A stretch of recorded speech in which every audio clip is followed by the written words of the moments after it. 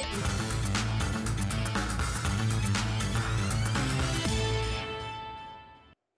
voilà la bonne assiette qui nous installe dans cet élan d'espoir que nous voulons avoir malgré tout. Et parler de la femme, c'est vraiment perpétuer la vie, car elle est porteuse de vie. Aujourd'hui, avec le docteur Yves Blanchard, Envo nutritionniste, nous parlons de quelle alimentation spécifique à la femme. Bonjour docteur. Bonjour, bonjour. Bienvenue sur le plateau de la matinale. C'est vrai que l'évolution d'un être humain passe par plusieurs phases, au nombre desquelles la puberté, la maternité, la ménopause et le troisième âge. On va successivement parler de ces différentes phases et l'adjoindre à l'alimentation. Oui. La puberté pour commencer. Alors, merci beaucoup à vous. Alors, comme vous disiez tout à l'heure, la femme est porteuse de vie. Donc, à chaque étape de sa vie, il faudra qu'elle puisse soigner son alimentation pour éviter un peu les écarts de santé. Donc, on dira que pour avoir un troisième âge bien reluisant, il faudra que déjà à la puberté, la jeune femme puisse contrôler son alimentation. Alors, il serait intéressant que pendant la puberté, c'est-à-dire qu'à cette étape de la femme où le corps demande beaucoup de nutriments pour former la femme, former un peu tout ce qui sera conçu pour elle plus tard, il faudra apporter certains éléments, notamment les aliments qui sont riches en calcium. Il faut apporter beaucoup de calcium, les aliments riches en calcium, notamment les produits laitiers, à la femme pour consolider les os, et aider à la vie des os. Parce que si cette étape-là est mal faite, alors les conséquences seront plus importantes à la vieillesse. Oui. Donc, permettez-moi de rester un peu dans les détails, s'il vous plaît. C'est vrai qu'on parle de la puberté, vous avez évoqué le calcium. Alors, est-ce que plus concrètement, on peut avoir des aliments qu'il faut mettre en avant lorsque nous sommes dans cette phase-là? Alors, effectivement, il y a les aliments qui sont riches en calcium, généralement, sont des protéines. Des protéines, c'est de la viande ou bien du poisson. Parce que souvent, on commet des erreurs. On commet des erreurs souvent à chercher à être rassasié plutôt que d'apporter certains nutriments. C'est vrai que, voilà, on vit lorsqu'on a l'énergie à apporter presque par tous, mais souvent, il faudra aussi apporter les aliments qui sont riches en certains minéraux, comme il y a le calcium, notamment le poisson, c'est la viande ou du soja, et aussi les produits laitiers, tels que le fromage, bien le yaourt ou bien le lait. Il faut apporter ces aliments, ce sont les premières sources de calcium pour l'alimentation humaine. Il faut apporter ces aliments-là pendant que la jeune fille, entre 11 ans jusqu'à 14 ans, 15 ans, à cette étape de la vie, il faudra apporter ces aliments pour permettre aux os de se solidifier, pour apprêter les étapes futures. Parce que si on n'a pas densifié l'os, à ce niveau, la densité osseuse est faible, alors on verra que les conséquences au niveau de la maternité, surtout à la ménopause, seront plus importantes, contrairement à celui qui l'a apprêté, ou bien celle qui l'a apprêté pendant sa jeunesse. Alors, docteur, toujours dans le cadre de l'alimentation de la jeune fille, puisqu'en âge de puberté, quel autre apport pouvons-nous emmener? On sait qu'à cette période de la vie, à la survenue des premières règles, donc un cycle qui s'enclenche, et chaque mois, c'est sûr qu'il y a une perte en matière de globules rouges. Donc, il faut un apport aussi adéquat pour être en bonne santé. Au-delà du calcium que vous nous avez indiqué, quel autre apport vous suggérez? Donc, comme vous le dites si bien, alors on va assister un peu quelquefois à certaines étapes de l'anémie. À l'anémie, alors donc, pour lutter contre cette forme d'anémie, alors généralement, nous disons que quels que soient les éléments qui contribuent à la formation du sang, notamment la B6, la vitamine B6, la B12, mais on retient que le fer est l'élément clé. Le fer est l'élément clé d'alimentation, de la production du sang. Donc, il faudra un apport de sang depuis le petit déjeuner, le repas de midi, le déjeuner et puis celui du soir. Donc, il y a certains aliments que souvent je critique ici sur ce tableau. Le petit déjeuner, souvent, quand ça n'apporte pas d'aliments et d'éléments riches en fer, alors vous allez remarquer qu'on peut déjà prédisposer la personne à une anémie. Je prends un exemple, un petit déjeuner. On fait par exemple le cornflakes avec du lait, cet aliment, et il est riche, il est pauvre en fer. Cet aliment, il est pauvre en fer. Ou bien souvent pour les saucisses de maintenir son poids. Le matin, on fera par exemple que des légumes ou bien souvent que des fruits. Oui. On ne dirait pas que les fruits sont une source de fer. Non, ni les légumes sont la source de fer. Non.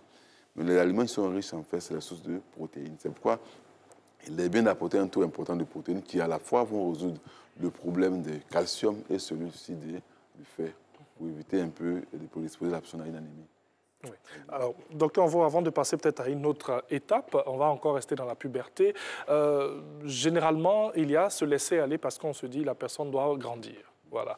Comment manger? Comment bien se nourrir? Effectivement, à cet âge-là, alors il faudra faire beaucoup attention parce que assez souvent, en voulant apporter les nutriments, on risque souvent de créer certaines formes d'obésité chez la jeune fille.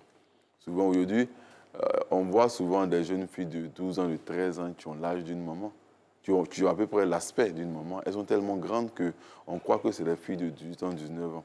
Et alors, la précocité est due à l'alimentation, vous pensez? Effectivement, il y a dit tout à l'heure qu'il faudra apporter des aliments riches en fer, notamment les aliments riches en calcium, mais souvent l'excès d'apport, parce que certains aliments tels que le lait, il est à la fois riche en calcium, mais aussi riche en sodium. C'est vrai que souvent on fait des rétentions d'eau et on assiste à une obésité juvénile. Donc il faudra faire attention pour ne pas qu'on puisse créer l'obésité chez ces jeunes femmes. Alors, pour avoir un bel équilibre au niveau de l'alimentation, parce qu'aussi à ces âges-là, les jeunes filles sont enclines à observer leur aspect. Il y a certaines qui s'adonnent à des régimes déjà très tôt. Comment avoir une bonne alimentation équilibrée et saine? Alors, il faut comprendre. Tout à l'heure, j'ai insisté sur le fait de l'obésité parce qu'aujourd'hui, l'obésité commence à gagner un peu toutes les couches sociales. Il faudra faire attention à l'alimentation de la jeune fille. C'est vrai qu'il faut apporter des nutriments pour consolider les os, mais certains nutriments, quand ça apporte un peu en trop, alors l'excès, surtout, j'insiste sur le sel, le sodium surtout, le sodium qu'on pourra trouver par exemple dans le lait ou bien par exemple dans le jus. Je souhaite vraiment que ces jeunes personnes puissent réduire leur consommation en sucre. En sucre, surtout parce que les jus contiennent à la fois du sucre, mais surtout du sodium. J'ai dit tout à l'heure que le sodium se trouve au niveau du lait, qui entraîne l'obésité, qui est un facteur d'obésité, mais aussi c'est même sodium se trouve au niveau des jus.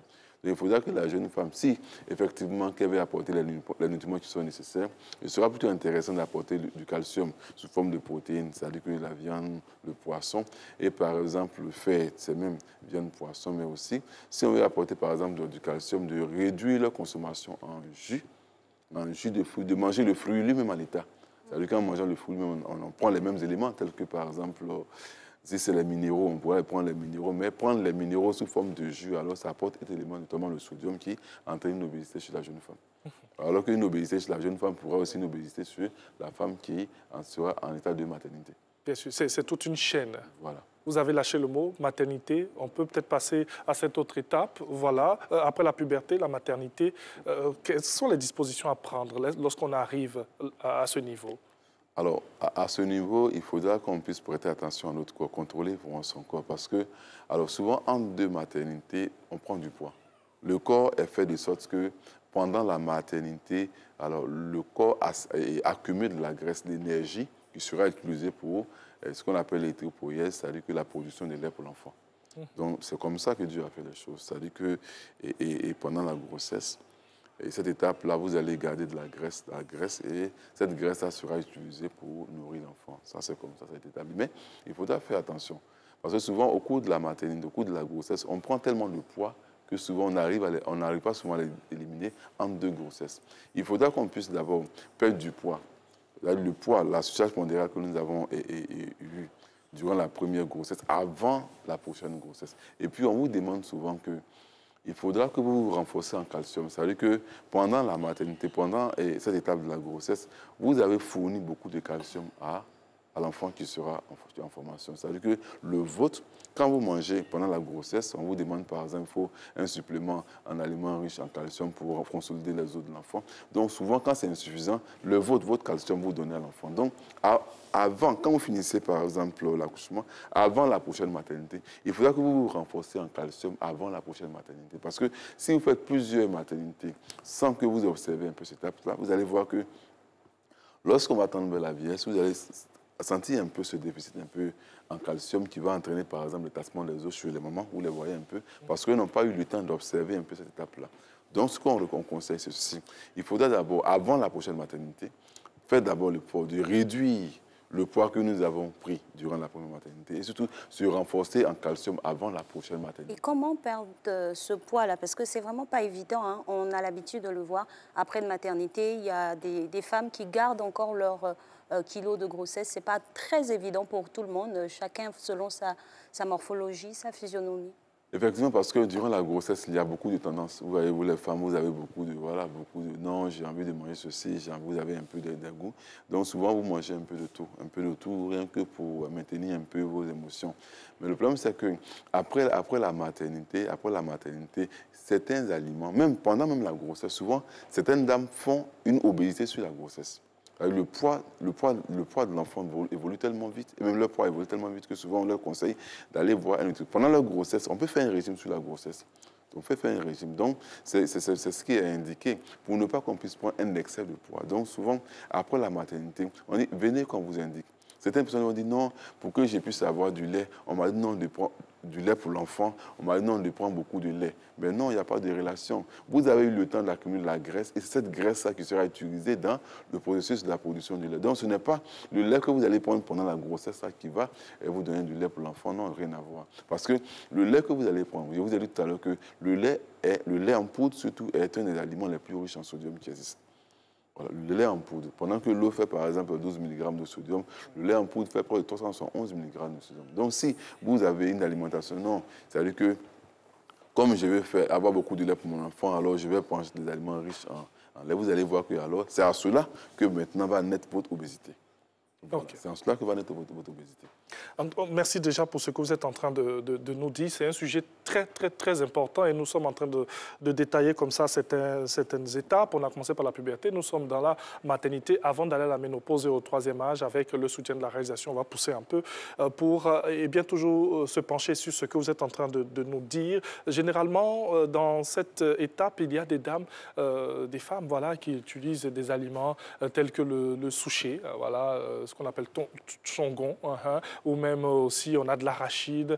Qu'est-ce que vous pouvez dire sur ces aliments-là, surtout qu'on nous dit chez nous que voilà, c'est pour donner du lait? Ok, ça peut arriver. Il peut contenir des substances qui vont enclencher le processus. Sinon, les réserves qui sont déjà faites durant la grossesse, ce sont ces réserves-là qui seront utilisées dans le processus de la lactation. Mais peut-être que, alors en prenant par exemple, parce que, alors moi généralement, j'affirme ce que je sais ou bien ce sur quoi j'ai travaillé. Lorsque par exemple, le chongon, comme vous l'avez dit par exemple, ça, souvent c'est des étapes où on doit faire des recherches pour vérifier un peu est-ce que ça déclenche le processus de la lactation. Parce que, et ce n'est pas en prenant forcément l'arachide que nous allons accumuler l'énergie. Parce que l'énergie était déjà accumulée durant cette étape de la grossesse. Donc, c'est comme ça que les choses sont faites. Donc, sûrement qu'en prenant par exemple l'arachide ou bien par exemple le chongon, comme vous l'avez dit, ça déclenche avec les éléments à l'intérieur pourront déclencher un peu le processus de l'érythropoïèse, de la production du lait ou bien par exemple le processus de la lactation. Merci infiniment, docteur. Le sujet, il est très intéressant. On va sûrement y revenir la semaine prochaine pour le clôturer.